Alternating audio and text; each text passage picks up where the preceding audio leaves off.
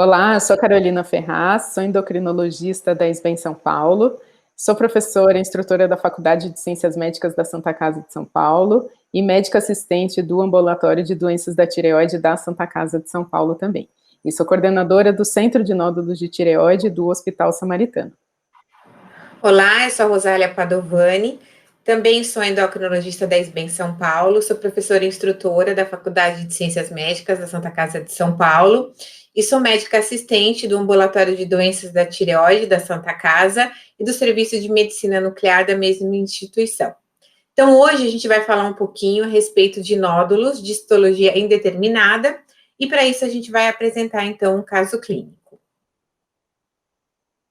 Bom, o caso que a gente trouxe para discutir com vocês é de uma paciente do sexo feminino, de 40 anos, e ela procurou endócrino justamente porque ela tinha um nódulo na região cervical, e ela já tinha esse nódulo já fazia 2 anos, tinha um crescimento lento, mas ela nunca quis procurar investigar melhor esse nódulo, porque ela tinha pavor de ter que pensar em cirurgia. Ela não tinha nem sintomas nem de hipo, nem de hipertireoidismo, já tinha a prole dela formada, e de histórico familiar não tinha nada em relação à tireoide. Ela trouxe os exames laboratoriais também, e tinha um TSH de 1,4, T4 livre também, dentro da normalidade, com os anticorpos negativos.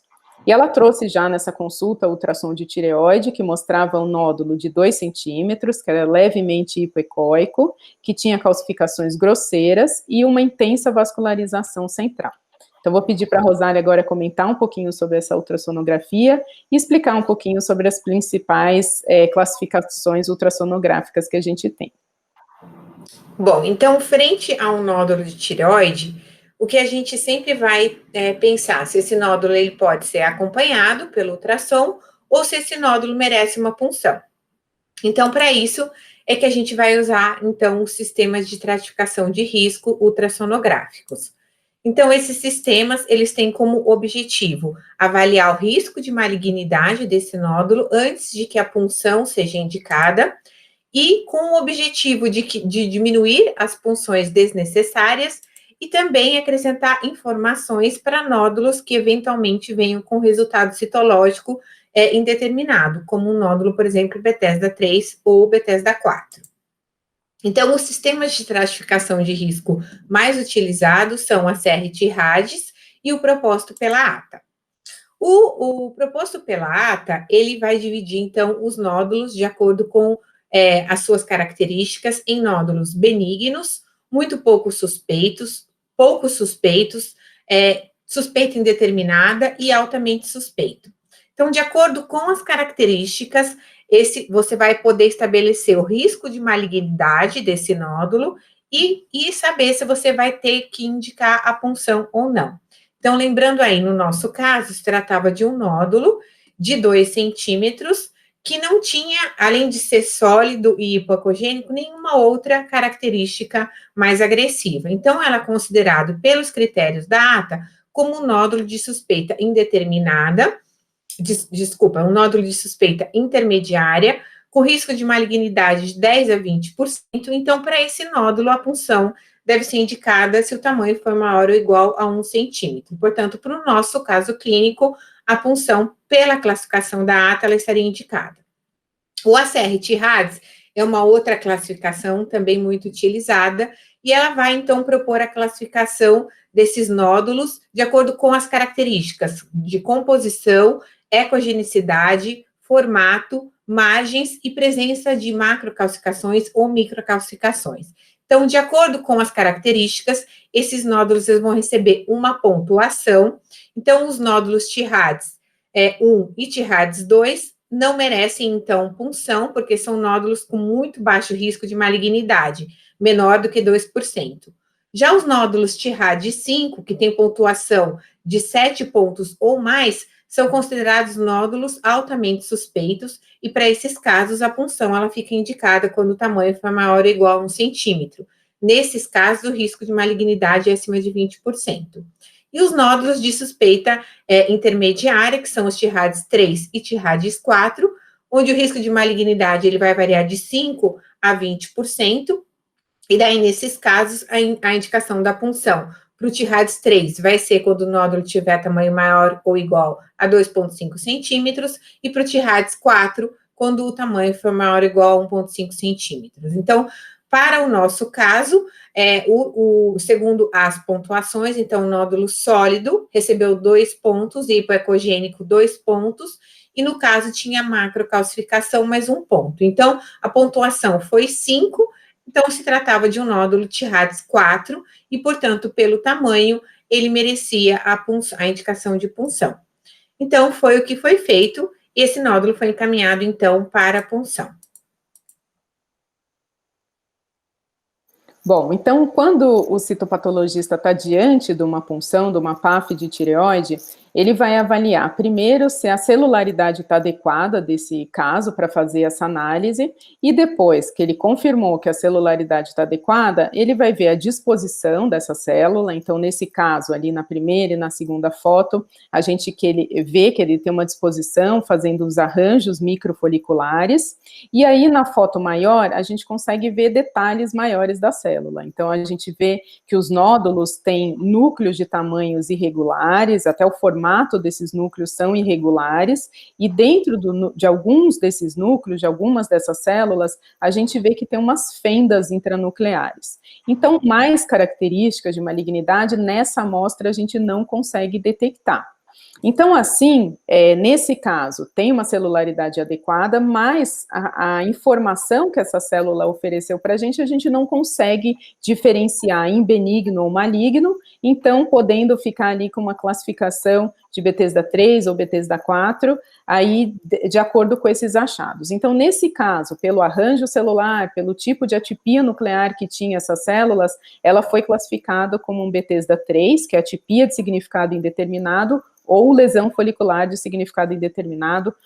As duas realmente são sinônimos, então seria o mesmo diagnóstico, uma classe Bethesda 3. Então, o que a gente faz com um paciente que tem um nódulo T-RADS 4 e que tem uma PAF Bethesda 3? A gente pode repetir essa função, a gente pode indicar um teste molecular para esse paciente, e pode também, se não puder usar teste molecular ou já tiver repetido a punção, fazer uma lobectomia diagnóstica.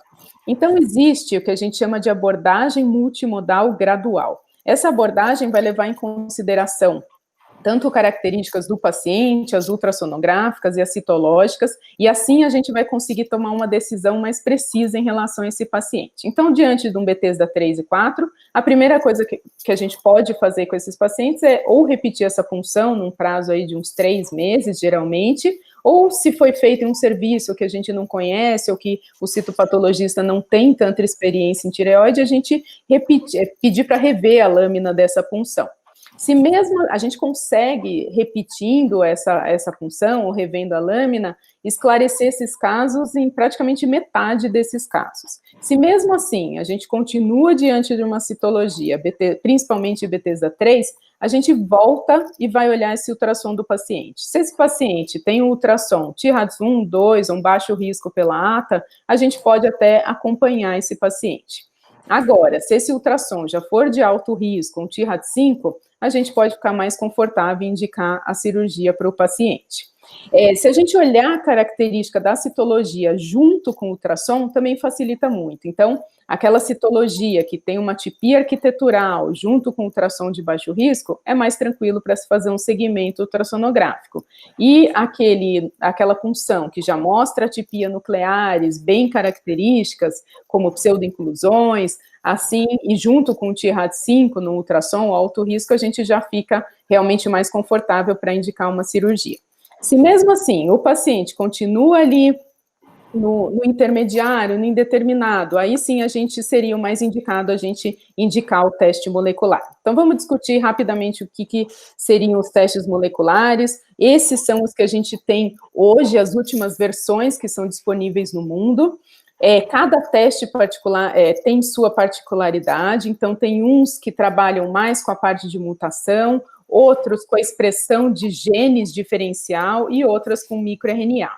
Todos esses testes, a grande maioria tem o papel diagnóstico, que é diferenciar benigno de maligno, e alguns deles têm o papel prognóstico também, que vai dar informações em relação à agressividade desse nódulo também.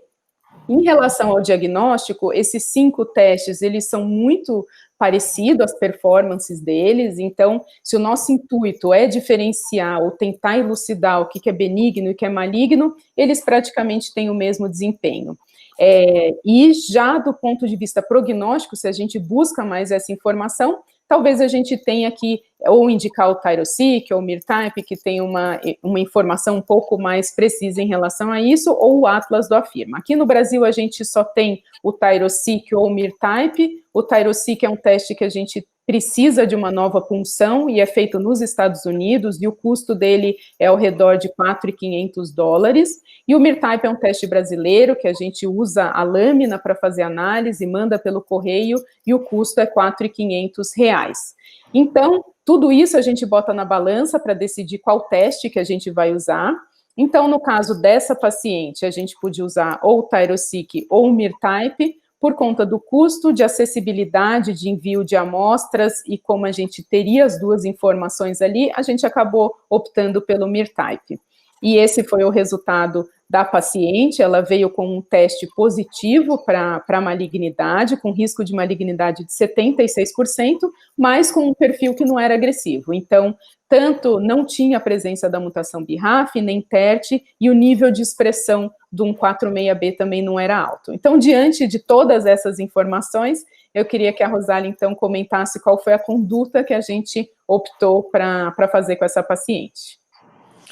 Bom, então, considerando que essa paciente, ela realizou o teste molecular, o MIR-Type, e que veio positivo para malignidade, a gente deve decidir, então, se essa paciente vai para a cirurgia ou não. Então, considerando que nenhuma das técnicas diagnósticas atualmente disponíveis tem 100% de sensibilidade e especificidade para avaliação dos nódulos de histologia indeterminada, como a Carol falou, a abordagem multimodal, ela deve ser sempre a mais recomendada. E no caso aqui, acho que a gente já tem bastante ferramenta para decidir a conduta dessa paciente. Então, só voltando um pouquinho lá atrás, em relação aos fatores clínicos, essa paciente não apresentava nódulo acima de 4 centímetros, não tinha história familiar de câncer de tireoide, nem história de exposição à radiação. O padrão ultrassonográfico indicava um nódulo de risco intermediário, cujo risco de malignidade até então era de 5 a 20%. A categoria citológica não mostrava atipias nucleares e o teste do MIR-Type, então, mostrou positivo para malignidade, o que fez com que o risco de malignidade que a gente tinha até então passasse de 5 a 20% para 76%, e isso fez com que a gente indicasse de forma mais assertiva aí a conduta cirúrgica. E quando a gente vai decidir a conduta cirúrgica, um outro fator que entra em questão é decidir se esse paciente ele vai para a lobectomia ou para a tireoidectomia total. É óbvio que essa decisão ela deve ser tomada juntamente com o cirurgião e com o paciente, que deve ser consultado, e a preferência do paciente ela é muito importante aí na tomada dessa decisão. E aí, no caso, a gente leva em consideração, então, todos os fatores que a gente falou anteriormente. No nosso caso, o que mais pesou para a gente indicar a cirurgia foi os critérios prognósticos do teste molecular. Então, lembrando aí o que a doutora Carol falou, no MIR-Type, essa paciente apresentou um baixo perfil de agressividade. Ela não tinha uma alta expressão do microRNA 146B e não tinha nenhuma mutação, nem do BRAF e nem do TET, que são consideradas mutações que predizem maior agressividade para esses tumores. Então, foi optada por lobectomia, já que a paciente também tinha preferência por isso. E por que a gente discute sempre em realizar a lobectomia e não sempre tireoidectomia total, né?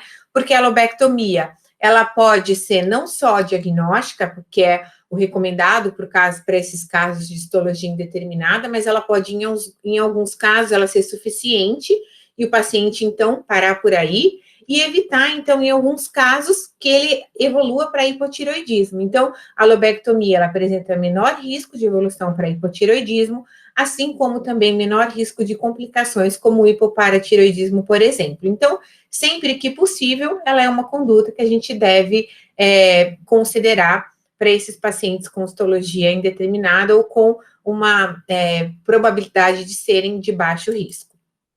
Então, um laudo histopatológico mostrou um carcinoma papilífero de tireoide de 2,1 centímetros, com invasão capsular e invasão vascular ausentes, não multicêntrico, sem extensão extratireoidiana. Então, pelo estadiamento anatomopatológico, foi considerada um nódulo, um carcinoma T2, NX-MX, com risco de recorrência e persistência baixo, de maneira que a nossa conduta ela foi assertiva e a lobectomia foi considerada suficiente para essa paciente.